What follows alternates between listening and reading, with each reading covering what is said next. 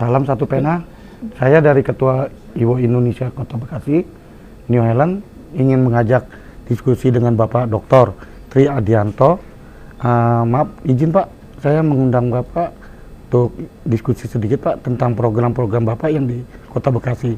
Siap. Ini maaf. Salam pena juga, salam sore juga. Ya, ini dari pagi kita Pak, teman-teman. Dari pagi ya? Ya, jam 7 pagi Pak. Tadi ini sedikit Pak, saya mau nanya, visi misi Bapak untuk program Smart City Kota Bekasi bagaimana Pak? Ya, jadi kan kalau terkait dengan visi, itu kan kita udah jelas ya, visinya Kota Bekasi ini kan kota yang cerdas, kreatif, maju, sejahtera, dan ihsan. Ya. Cerdas adalah dalam pengertian bahwa seluruh anak bangsa ya kita punya target bahwa belajar berusia sampai 12 tahun, ya, sehingga diharapkan kita memiliki IPM lamanya pendidikan tuh 12 tahun. Ya, hari ini baru sekitar 11 sekian tahun lah. Ya, jadi artinya bahwa masih ada target terkait dengan yang harus kita lakukan ya, di dalam rangka untuk mengoptimalisasikan ya, pendidikan yang ada di kita.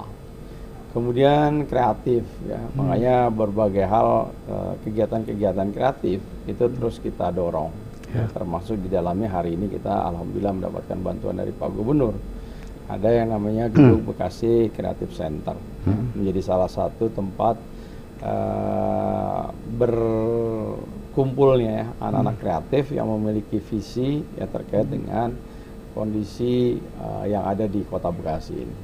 Dan tentunya kita memberikan satu kesempatan ya, media, wadah ya buat anak muda untuk mengeksplor, kemudian menunjukkan jati dirinya ke dalam arah yang lebih positif gitu. Terkait dengan Smart City, kan kita udah punya guidance-nya tuh, tahapan yang harus kita lakukan tahun pertama, kedua, ketiga, dan keempat, dan kelima. Tentunya ini ada hambatan sedikit karena kemudian kita menghadapi COVID ya, di mana seluruh konsentrasi kekuatan yang kita miliki ya 2 tahun lamanya kita hanya tidak bisa menyelesaikan terkait dengan visi di bidang Smart City yang ada. Itu tindakan Bapak, apa saran-saran Bapak untuk dalam ekonomi ini kita Pak? Jadi memang kan digitalisasi bukan sudah menjadi kebutuhan, ya, sudah menjadi fenomena bahwa dalam setiap kehidupan itu ya kita tidak bisa terlepas dari dari dunia digital yang ada. Tetapi tentunya tetap kita kombinasikan bahwa dengan adanya generasi 5.0 ya, bahwa pada akhirnya digitalisasi itu tergantung pada man behind the gun ya, orang yang kemudian mengoperasionalkannya. Oleh karena itu hari ini kita terus melakukan edukasi literasi terhadap seluruh komponen warga masyarakat ya, tidak saja di dunia ekonomi kerakyatan tetapi juga industri ya. Hari ini ada kegiatan bagaimana kita mencoba meningkatkan kemampuan para lembaga pendidikan non formal kita ya, kalau kemudian mereka juga bisa mampu. Kemudian kita juga bekerja sama dengan GNIK ya, Generasi Nasional Indonesia Kompeten misalnya, yang menyiapkan tidak saja perangkatnya tetapi juga non infrastrukturnya ya. Jadi kita siapkan juga bagaimana kearifan lokal itu mampu juga masuk di dalam dunia pendidikan yang ada ya. Kita punya SMK yang kemudian hari ini mereka tidak memiliki cukup ya untuk melakukan kegiatan yang sifatnya praktek. Nah, ini kan perlu dunia pemagangan. Nah, dengan GNIK inilah kemudian kita harapkan ya ada kolaborasi antara pengusaha, antara dunia usaha, ya antara dunia pendidikan dan kemudian pemerintah, termasuk di dalamnya stakeholdernya yaitu LSM dengan pers. Ya. Karena itu tadi link and match pembangunan itu adalah pentahelix. Ya. Ya, bagaimana kemarin kita sudah meluncing misalnya terkait dengan pengumpulan sampah melalui Dropbox. Ya. Sampah berubah menjadi emas. Ya, jadi orang bawa anak-anak murid bawa sampah memasukkan ke dalam Dropbox, kemudian ada carriage-nya, kemudian langsung bisa dilakukan dengan menggunakan HP dan sebagainya. Jadi sesuatu yang memang harus sudah kita mulai digitalisasi. Tetapi itu nggak bisa sendiri-sendiri, karena kemudian ada keterlibatan Rotary, ada keterlibatan dari penggiat cinta lingkungan, ada penggiat dari bank sampah yang ada. Itulah kolaborasi yang terus kita optimalisasikan ya di dalam rangka untuk kita mengarah kepada dunia digitalisasi. Termasuk di dalamnya kita beberapa yang hari ini kita terus lakukan adalah dengan menggunakan misalnya membayar retribusi untuk pasar. Nah, itu sedang kita lagi kita uji cobakan. Kemudian yang sudah menjadi amanah BPK misalnya, bahwa kita juga harus sudah mulai melakukan perubahan terkait dengan pengambilan retribusi sampah. Nah, ini juga saya kira menjadi satu solusi ya buat karena yang namanya smart city itu kan ya smart terkait dengan kehidupan, smart terhadap lingkungan, smart terhadap governance ataupun terkait dengan pelayanan kependudukan dan lain sebagainya. Kita udah punya e-open.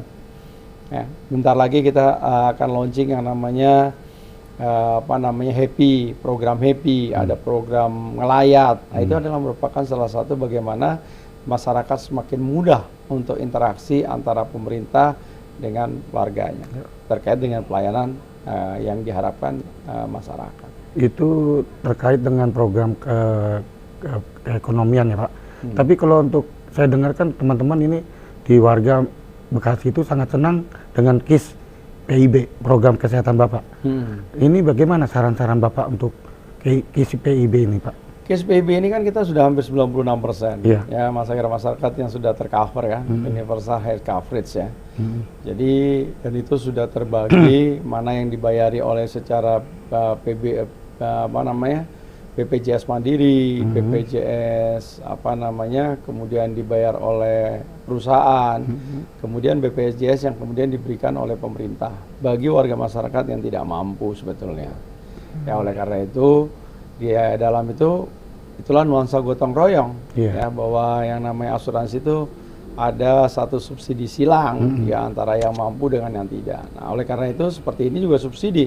Ada yang dibayarin oleh melalui dana APBN, ada yang dibantu oleh dana APBD provinsi, dan kemudian ada yang dibiayai oleh APBD kota. Kota kita menyiapkan hampir 120 miliar. Ya. Kemudian untuk yang provinsi itu sekitar 90 miliar. Kemudian APBD APBN kurang lebih kalau nggak salah sekitar 100-an lebih miliar lah ya. Artinya itulah kolaborasi dalam rangka untuk membangun ya bahwa setiap warga masyarakat yang ada di Kota Bekasi tercover. Dan itu bisa berobat di mana saja di seluruh Indonesia. Ya termasuk ya BPJS Kota Bekasi ini sudah bekerjasama dengan 34 rumah sakit dan klinik yang ada di swasta yang ada di Kota Bekasi. Jadi saya kira tidak perlu juga untuk khawatir ya kalau ternyata dengan BPJS nggak bisa di swasta. Oh bisa juga, ya bisa di Hermina, bisa di rumah sakit yang sudah tertunjuk, ya mitra dan lain sebagainya. Ya. Nah, tetapi memang untuk vaskesnya itu biasanya dilakukan di rumah sakit puskesmas yang sudah ada kita tunjuk. Ya, termasuk juga rumah sakit tipe D kita, rumah sakit tipe B, Casbula. Saya kira itulah upaya yang hari ini kita lakukan. Terus ini ke depannya Pak, kan Bapak masih untuk masa ke depan kan Pak? Program apa lagi Pak yang Bapak bikin untuk Kota Bekasi lebih keren? Saya kira adalah bagaimana membuat ada yang disebut sebetulnya indeks kebahagiaan, ya happiness index. Ya, jadi bagaimana membuat warga masyarakat menjadi bahagia. Nah ini sekarang saya sedang coba misalnya dengan menyiapkan bis gratis untuk jalan-jalan di dalam kota. Nah, ternyata sambutannya luar biasa. Jadi warga masyarakat tuh merasa bahagia kalau dia jalan-jalan. Nah jadi, kedua adalah orang jalan-jalan itu butuh ruang. Nah, makanya kita lagi menciptakan ruang-ruang terbuka yang kemudian mereka bisa melakukan kegiatan untuk bisa berinteraksi. Ya, kita lagi mengoptimalisasikan taman-taman yang kita miliki, baik itu ada yang di perumahan maupun yang ada di tingkat kota. Kita bangun nih taman-taman kita, termasuk yang kita akan coba membangun taman di bawah misalnya jalan tol Becak Kayu. Kalau hari ini kita lihat berantakan, ya ke depan kita coba itu menjadi tempat lebih bagus lagi, menjadi tempat orang nongkrong, kita nikmati tuh sungai-sungai kita. Ya karena kita sebetulnya harus bersyukur ya Kota Bekasi ini yang tadinya jadi hambatan, sungai itu yang kemudian menghambat pola pergerakan kita dari utara ke selatan gitu kan. Nah, hari ini harusnya kita optimalisasikan. kita jaga sungai-sungai kita menjadi sungai-sungai yang bersih, kemudian bisa dinikmati sehingga nanti akan bisa memberikan nilai tambah buat kita. Ya, jadi bagaimana sekarang membuat masyarakat itu menjadi bahagia dan membuat ruang-ruang yang semakin banyak lagi mereka untuk bisa interaksi. Makanya ada yang disebut sebagai program saving land. Jadi saving land itu pemerintah memberi tanah terutama di daerah-daerah perkampungan. Ya kalau di daerah perumahan kan mereka udah ada pasos-pasum. Tapi kalau yang di perkampungan kan mereka nggak punya pasos-pasum. Saya beberapa kali hadir melihat sendiri ya bagaimana warga masyarakat kalau mau ngadain mantu, keriaan dan sebagainya, ya hanya punya lahan sedikit, semuanya di situ dipakai tuh, keriaan di situ, olahraga di situ, arisan di situ, sunatan di situ. Ya, nah inilah nanti tanah ini kita beli, kita serahkan kemudian penggunaannya kepada warga sekitar. Jadi tidak ada lagi nanti orang kampung yang kemudian tidak ada lagi tempat mereka untuk bisa melakukan aktivitas. Dan itu sangat perlu sekali karena di samping dengan adanya lahan seperti itu kan ada lahan terbuka mereka untuk bisa menghirup udara. Ya, jadi artinya ya kita juga cukup apresiasi ya hari-hari ini yang namanya alun-alun Kota Bekasi setiap malam itu luar biasa pengunjungnya.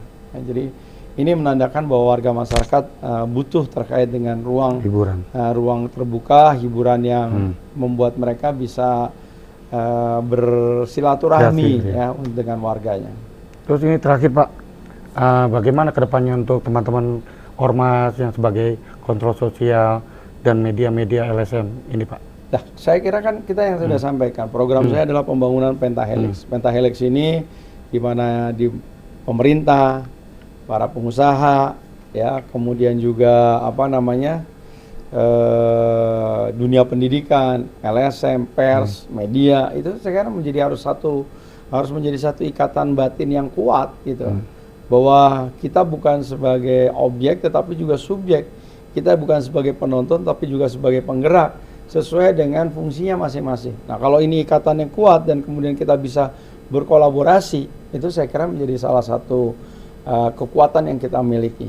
Ya karena membangun kota ini tidak bisa dilakukan secara parsial, tetapi secara komprehensif, secara menyeluruh dan itu membutuhkan effort, ya membutuhkan dukungan dari seluruh pihak ya. Jadi artinya bahwa kita bangun bersama-sama kota yang kita cintai sehingga visi Kota Bekasi yang cerdas, kreatif, maju, sejahtera dan ihsan dan insya Allah Kota Bekasi tambah keren.